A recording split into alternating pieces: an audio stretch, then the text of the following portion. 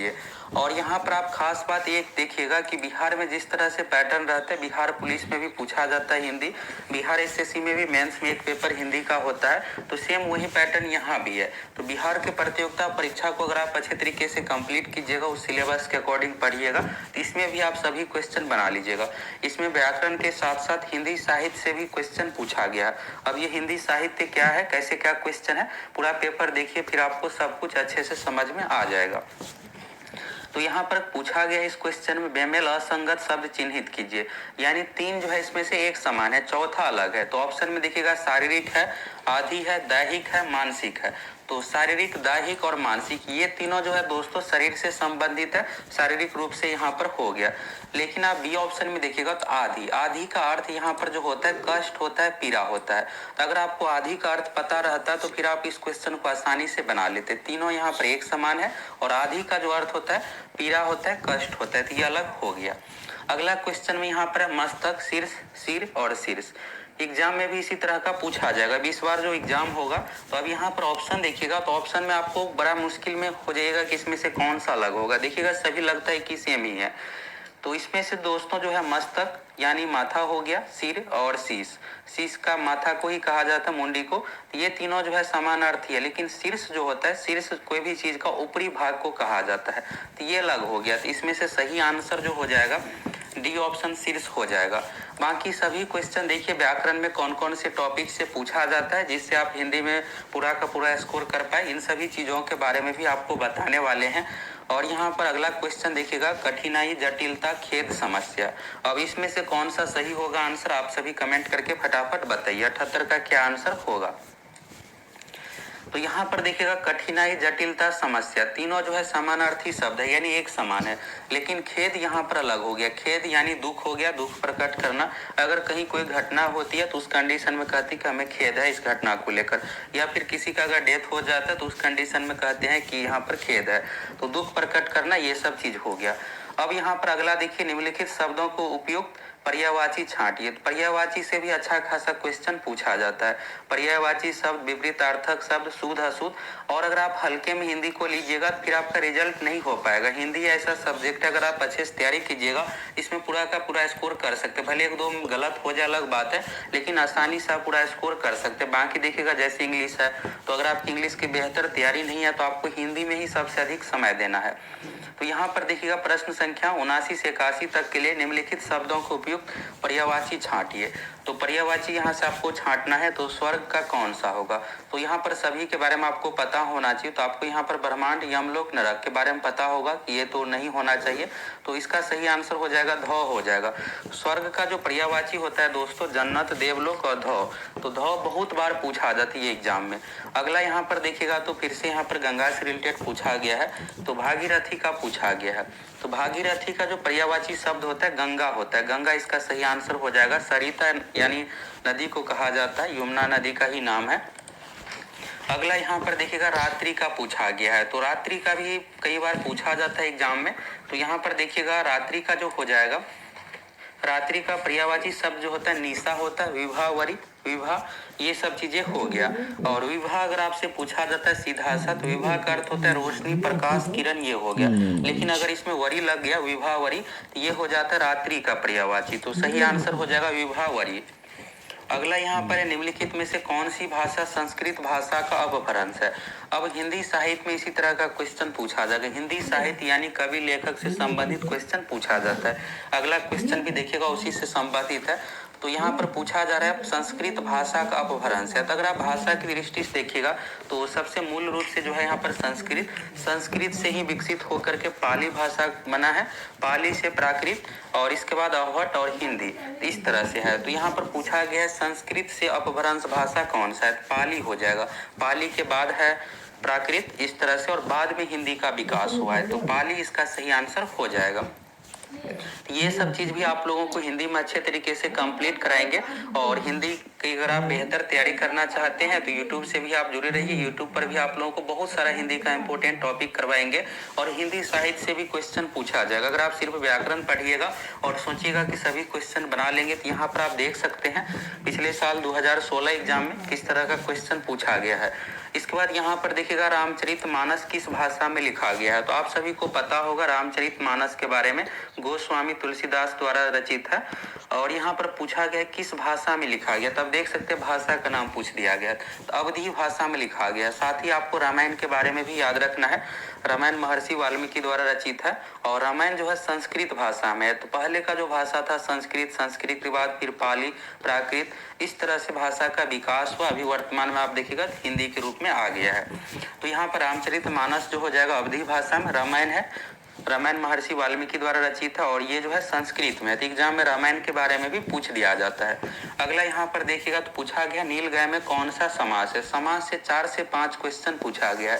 तो यहाँ पर जो भी टॉपिक से क्वेश्चन, इन सभी टॉपिक को अगर आप अच्छे से कंप्लीट कीजिएगा तो आप सभी क्वेश्चन बना लीजिएगा।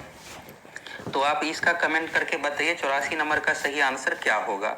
तो नीलगाय जो हो जाएगा यहाँ पर दोस्तों कर्मधारय समास का उदाहरण है, कर्मधारय इसका सही आंसर हो जाएगा। अगला यहाँ पर देखिएगा चारपाई पर चादर बिछा दीजिए, वाक्य में से पर कौन सा कारक है। तो यहाँ पर तो लिख दिया गया, कई बार क्या होता है कि सीधा वाक्य ही दिया हुआ रहेगा, चारपाई पर चादर बिछा दीजिए, इस वाक्य में कौन सा कारक का प्रयोग हो। अगर यहाँ पर अंडरलाइन करके पर लिख देता है थोड़ा सा ढूंढना आसान हो जाता है। तो कारक का सभी चिन्ह आपको याद रखना चाहिए। कर्ता का होता है ने, कर्म का होता है को, करण का होता है से, संप्रदान का होता है को के लिए, आपादान का होता है से, संबंध का काके की, अधिकरण का में पर और संबोधन का हे अरे। तो यहाँ पर देखिएगा में पर जो आया है, में पर जो आया है दोस्तों अधिकरण में आया है। तो इस कारण से इसका सही आंसर जो हो जाएगा अधिकरण हो जाएगा। अगर आपको चिन्ह याद है तो आसानी से बना लीजिएगा। अब देखिएगा जैसे से एक से अधिक में भी आता है तो उस कंडीशन में क्या होता है कि आपको थोड़ा अर्थ भी पता रहना चाहिए कि कहाँ पर कौन सा चिन्ह का प्रयोग होगा। तो सभी परिभाषा याद रहेगा, चिन्ह याद रहेगा, तो आप कारक से रिलेटेड जो क्वेश्चन पूछा जाएगा इसको आप आसानी से बना लीजिएगा। अगला यहाँ पर देखिएगा अक्षर वर्ण किसके योग से बना है। ये दोस्तों आपके लिए बहुत ही भी है, यहाँ से आपको कुछ इंपोर्टेंट फैक्ट भी बताने वाले हैं। अगर आप इसको कंप्लीट करके रखिएगा तो एक क्वेश्चन आपको आगामी एग्जाम के लिए भी कंप्लीट हो जाएगा। और कोई भी एग्जाम अगर आप देते हैं, सफलता प्राप्त करना चाहते हैं, तो प्रीवियस ईयर का क्वेश्चन आपको अच्छे से कंप्लीट करना है। प्रीवियस ईयर से हमें यही पता चलता है कि इसमें पैटर्न क्या है, कैसे लेवल का क्वेश्चन पूछा जाता है। प्रीवियस ईयर का हमारे पास और भी क्वेश्चन उपलब्ध है सिविल कोड से संबंधित, सभी एक एक करके आप लोगों को करवाने वाले हैं। इसलिए आप सभी चैनल से जुड़े रहिए। अगर आप नए हैं फटाफट सब्सक्राइब करके जुड़ जाइए। यहाँ पर देखिएगा अच्छा वर्ण के बारे में पूछा गया, ये वर्णमाला टॉपिक से संबंधित है। तो यहाँ से चलिए आप देख लीजिए फटाफट। तो यहाँ पर देखिएगा दोस्तों वर्णमाला में आप सभी को पता होगा कि यहाँ पर स्वर व्यंजन इस तरह से होता है। तो व्यंजन में देखिएगा टोटल 33 संख्या और व्यंजन में यहाँ पर टाइप से रिलेटेड एग्जाम में पूछा जाता है। जैसे आपसे पूछ दिया जाएगा स्पर्श व्यंजन की संख्या कितनी है, तो 25 है। अंतःस्थ व्यंजन यर लव इसमें 4 है। तो टोटल यहाँ पर संख्या भी पूछ दिया जाता है कि कितना है, 4 है, 3 है। और ये भी आपसे पूछ दिया जाएगा कि इसमें से यह कौन सा व्यंजन है। आपको ये कंप्लीट करके रखना है। उस व्यंजन में तालव्य स, मूर्धन्य स, दंत स, ह, 4 इसकी संख्या है।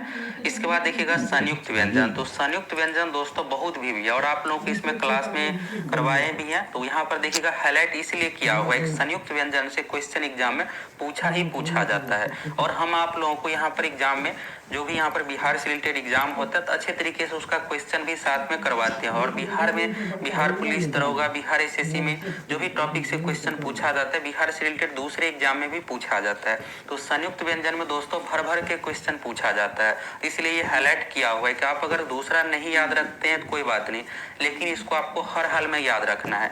अगर आप सभी बेहतर तैयारी करना चाहते हो जाइए फटाफट आप सभी एप्लीकेशन से जुड़ जाइए। बहुत ही कम प्राइस पर सिविल कोड का स्पेशल तैयारी के लिए कोर्स उपलब्ध है। संपूर्ण तैयारी करके आप एग्जाम दीजिएगा जिससे आपका एक सीट आसानी से पक्का हो जाए। संयुक्त व्यंजन में टोटल संख्या जो देखिएगा दोस्तों अक्षर ज्ञासर हो गया, इसकी टोटल संख्या 4 है। तो एग्जाम में आपको तो ये आसानी से याद रहेगा, लेकिन एग्जाम में यहाँ से पूछ दिया जाता है क्वेश्चन, इससे रिलेटेड पूछा जाएगा। अब आपसे पूछा जाएगा कि अक्षर किन दो वर्णों के मेल से बना है। तो यहाँ पर देखिएगा क प्लस 100 है, 100 में देखिएगा मूर्धन्य 100 है। इसके बाद यहाँ पर क हलंत प्लस 100 है, ये हलंत इसको कहा जाता है। हलंत यानी इसमें अ का मात्रा नहीं है। इसके बाद तरह देखिएगा तो त हलंत प्लस र, यहाँ में यहाँ प्लस ज प्लस यहाँ हो गया यहाँ पर, और सर में तालव्य स प्लस र, ये हो गया। अगर आप ये 4 याद रखे हैं और यहाँ से जो भी आपको अभी फैक्ट बताए हैं उसमें व्यंजन, स्पर्श व्यंजन, ये सभी चीज़ों के बारे में एक क्वेश्चन मिनिमम आपका एग्जाम के लिए कंप्लीट हो गया। तो यहाँ से दोस्तों आपको ये पता चल गया कि अक्षर जो होता है क हलंत प्लस मूर्धन्य स से मिलकर बना होता है। आपसे तरह के बारे में, ज्ञा के बारे में, सरह के बारे में भी पूछा जा सकता है। ये सरह जैसे श्री लिखने के लिए, श्रीमती लिखने के लिए प्रयोग करते हैं, उससे रिलेटेड ये है। इसका आप स्क्रीनशॉट ले लीजिए और एग्जाम के लिए आपका एक क्वेश्चन यहाँ से कंप्लीट हो गया। तो इस तरह से देखिएगा बेहतरीन कंटेंट के साथ ये कोर्स उपलब्ध है, तो आप सभी ज्वाइन कर सकते हैं।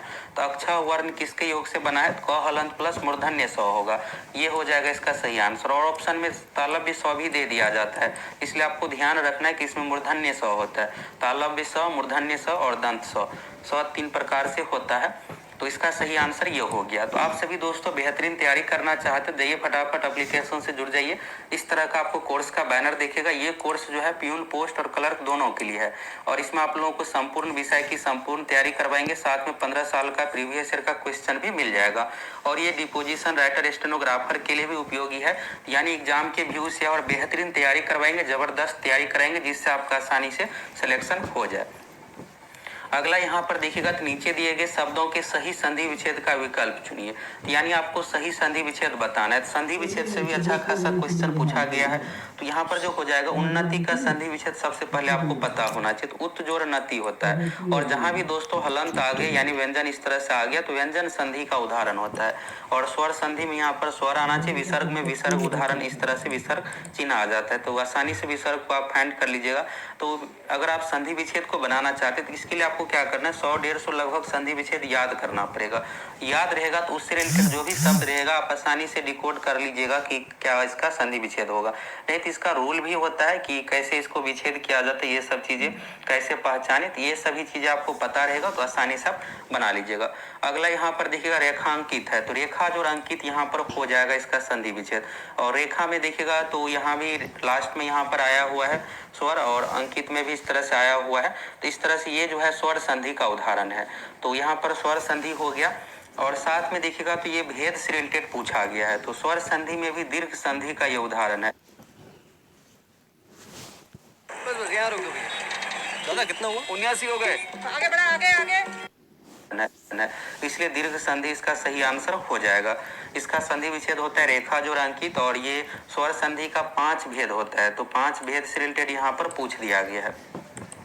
अगला देखिएगा संसार का पूछा गया है। तो संसार भी आसानी है, सम जोड़ सार होता है, और यहाँ पर जो आ जाएगा मोहलंत आ गया। तो ये व्यंजन का उदाहरण है। तो व्यंजन संधि इसका सही संधि विच्छेद हो जाएगा। तो ये सब चीजें आप लोग को अच्छे तरीके से कराएंगे, जिससे आप सभी क्वेश्चन एग्जाम में बना लीजिएगा।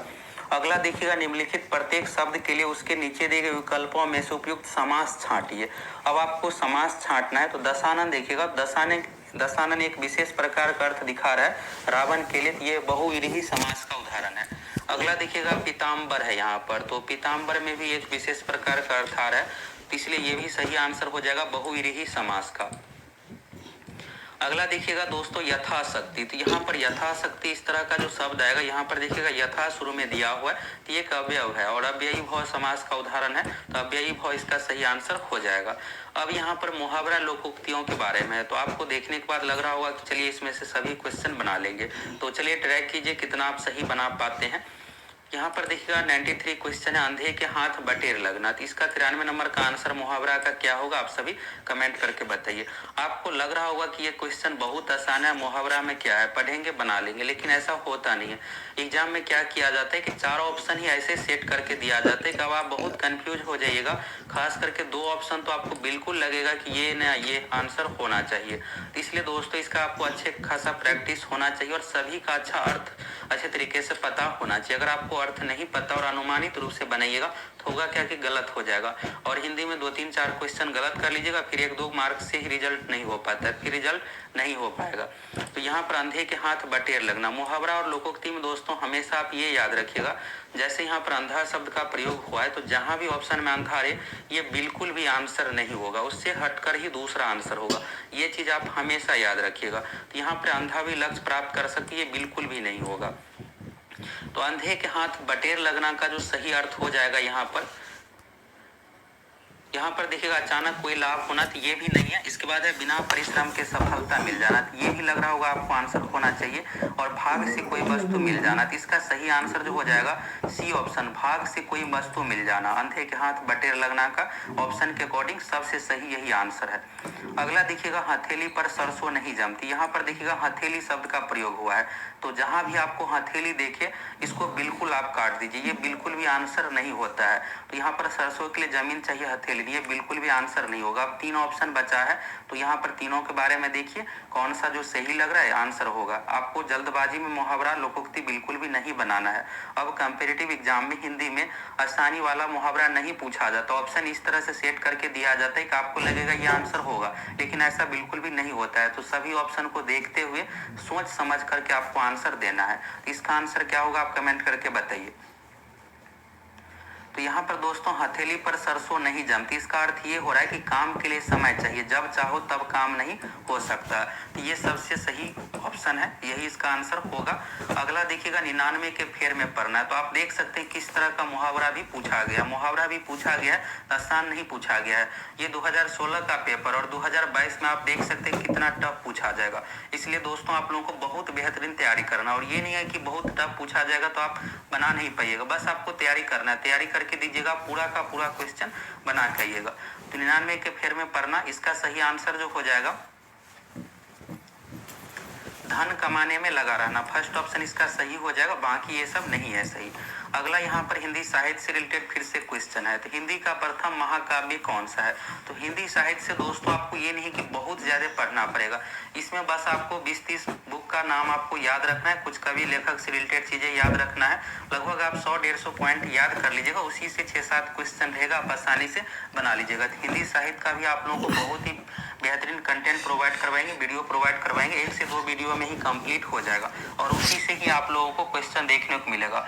बिहार पुलिस कांस्टेबल एग्जाम में भी हिंदी साहित्य से पूछा जाता है, और वहां भी आप लोगों को करवाते हैं, तो सभी क्वेश्चन उसी से पूछा जाता है। तो सिविल कोर्ट में भी ऐसा ही होगा, ये नहीं है कि आप लोगों को हिंदी साहित्य के लिए बहुत ज्यादा पढ़ना है, ऐसा बिल्कुल भी नहीं है। यहाँ पर देखिएगा हिंदी का प्रथम महाकाव्य कौन सा है, तो ये जी के एग्जाम में भी पूछा जाता है कि हिंदी का प्रथम महाकाव्य है पृथ्वीराज रासो। तो इसके बारे में आप सभी को पता ही होगा, चंद बरदाई द्वारा रचित है, और आपको महाकाव्य का यहाँ पर रचयिता का भी नाम याद रखना, चंद बरदाई याद रखिएगा। अगला यहाँ पर है तितली किसकी रचना है?